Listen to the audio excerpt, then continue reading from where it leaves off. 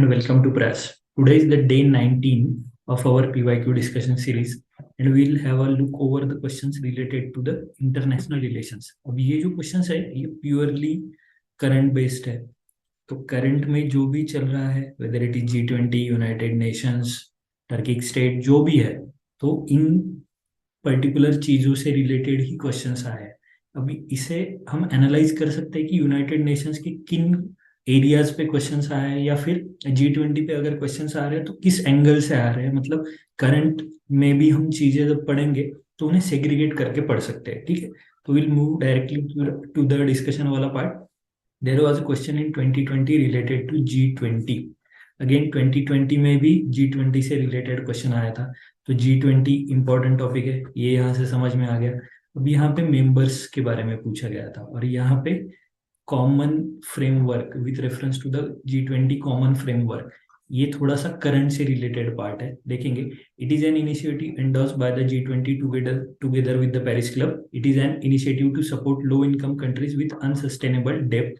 तो यहाँ पे सी ऑप्शन करेक्ट है, बोथ 1 and 2. तो देखेंगे ज्यादा डिस्कस नहीं करेंगे फैक्चुअल डाटा के बारे में, लेकिन यहाँ पे ये देखेंगे कि ये पर्टिकुलर क्वेश्चन क्यों फ्रेम किया गया था. जैसे मैंने बोला G20 इंपॉर्टेंट है, ये तो पता चल गया, लेकिन उस करंट कंटेक्स्ट में कोविड-19 की वजह से इकोनॉमीज हैम्पर हो गई थी. तो उन इकोनॉमीज हैम्पर होने के बाद ये कॉमन फ्रेमवर्क फॉर डेब्ट treatment beyond DSSI is an initiative endorsed by G20 together with the Paris Club to support structural manner low income countries with unsustainable debt. तो इसके बारे में था. मतलब करंट का भी कंटेक्स्ट G20 बहुत पुराना है, बहुत मतलब चल रहा है.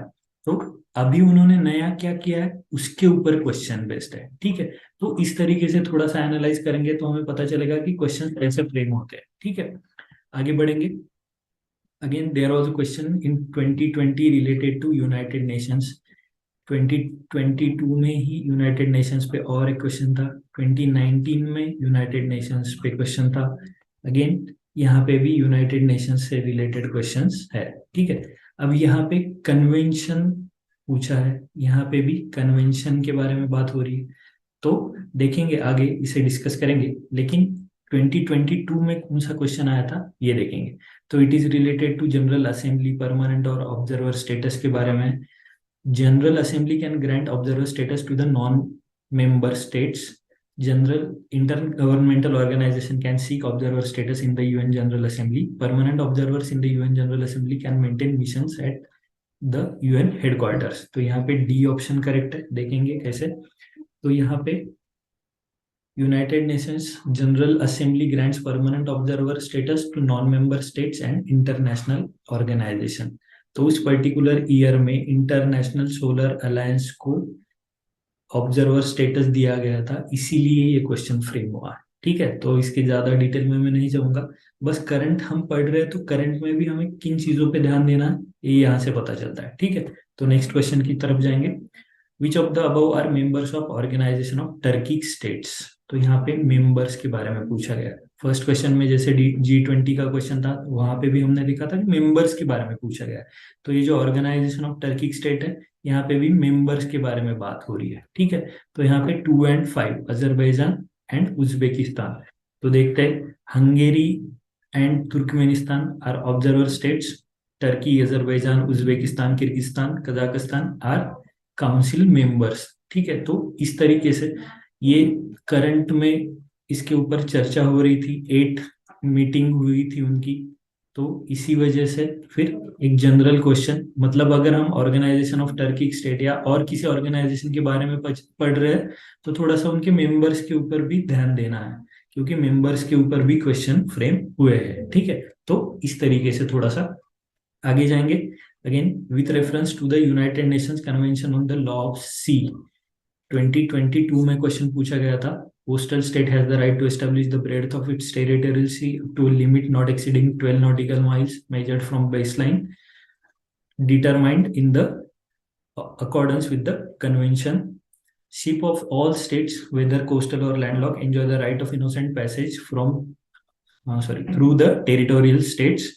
The exclusive economic zone shall not extend beyond 200 nautical miles from the baseline from which the breadth of the territorial sea is measured. यहाँ पे 1, 2 एंड 3 तीनों ऑप्शंस करेक्ट है।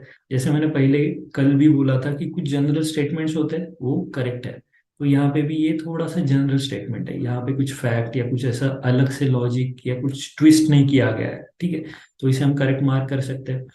तो यहाँ पे 12 nautical miles and 200 nautical miles में twist किया जा सकता था, ठीक है, या फिर मेजर्ड फ्रॉम बेस लाइन, यहाँ पे भी ट्विस्ट हो सकता था, लेकिन ये दोनों स्टेटमेंट स्ट्रेट दिए गए, इसीलिए ये करेक्ट है।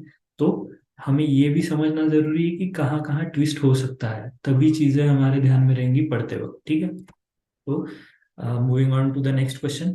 जैसे मैंने बोला था कि G20 के बारे में क्वेश्चन आया है, ऑर्गेनाइजेशन ऑफ टर्की स्टेट के मेंबर्स के बारे में पूछा था, यहाँ पे भी G20 में मेंबर्स के बारे में पूछा है। In which one of the following groups are all the 4 countries members of G20। तो ए ऑप्शन करेक्ट है, Argentina, Mexico, South Africa and Turkey, ठीक है। तो यहाँ पे G20 के मेंबर कौन कौन है? Argentina, Australia, Brazil, Canada, China, France, Germany, India, Indonesia, Italy, Japan, Republic of Korea, Mexico, Russia, Saudi Arabia, south Africa, Turkey, United kingdom, United states and European union. तो यहाँ पे आप थोड़ा सा एलिमिनेशन टेक्निक लगा के चीजों को हैंडल कर सकते हैं और उस प्रकार आप आंसर ला सकते हैं, क्योंकि इतनी सारी चीजें पता करना या फिर ध्यान में रखना थोड़ा सा डिफिकल्ट पार्ट है। तो बस हम ये ध्यान में रखेंगे कि इंटरनेशनल रिलेशन से रिलेटेड क्वेश्चंस कैसे आए हैं, कैसे फ्रेम हुए हैं, ठीक है। तो again this was the question related to United Nations. तो United Nations convention against corruption and United Nations convention against transnational organize crime, इनके बारे में क्वेश्चन था। तो यहाँ पे 2 एंड 4 ये स्टेटमेंट करेक्ट है। देखते हैं यहाँ पे United Nations convention against corruption की बजाय United Nations convention against transnational organize crime ये होना चाहिए था, ये थोड़ा सा इंटरचेंज कर दिया और ये दोनों स्टेटमेंट गलत हो गए। ये स्टेटमेंट सही है, ये स्टेटमेंट सही है। The UNCAC is the ever first legally binding global anti-corruption instrument, and the United Nations Office on Drugs and Crime is mandated by its member state to assist in the implementation of both UNCAC and UNTOC, ठीक है। तो बस थोड़ा सा twist किया गया है, साथ में ही पूछा गया था, अगेन करंट से लिंक है, तो करंट में भी या यूनाइटेड नेशंस के बारे में रिलेटेड चीजें जब आएंगी तो उसमें भी क्या पढ़ना है, किस तरीके से पढ़ना है, किन चीज़ों पे ध्यान देना है, कहाँ ट्विस्ट हो सकता है, ये हमें यहाँ से पता चलता है। तो ज़्यादा इसमें अगेन ये करंट का पार्ट है, इसलिए मैं ज़्यादा डिस्कस नहीं कर रहा हूँ, बस हम उन चीज़ों पे ध्यान दे रहे हैं कि जहाँ पे ट्विस्ट हो रहा है या फिर करंट में कहाँ लिंक किया गया था, या फिर G20 में पर्टिकुलर क्वेश्चन आ रहा है या ऑर्गेनाइजेशन ऑफ टर्किक स्टेट पे आ रहा है तो मेंबर के बारे में पूछा गया है या और किसी चीज़ के बारे में पूछा गया और क्यों पूछा गया है। तो करंट में चीजें हो रही है ज्यादा इंपॉर्टेंट है, और G20 इंपॉर्टेंट है, करंट में कुछ हुआ है, इस साल भी अगर कुछ होता है, यहाँ पे हमारे यहाँ इंडिया में हुआ था, तो उस तरीके से उसे देखना चाहिए, वहां पे किन चीजों के बारे में बात हुई, वो अगर ज्यादा इंपॉर्टेंट होंगी तो उस पर आपको फोकस करना चाहिए। तो इस तरीके से पढ़िएगा, ठीक है। कल फिर मिलेंगे, तब तक के लिए thank you, see you tomorrow, bye.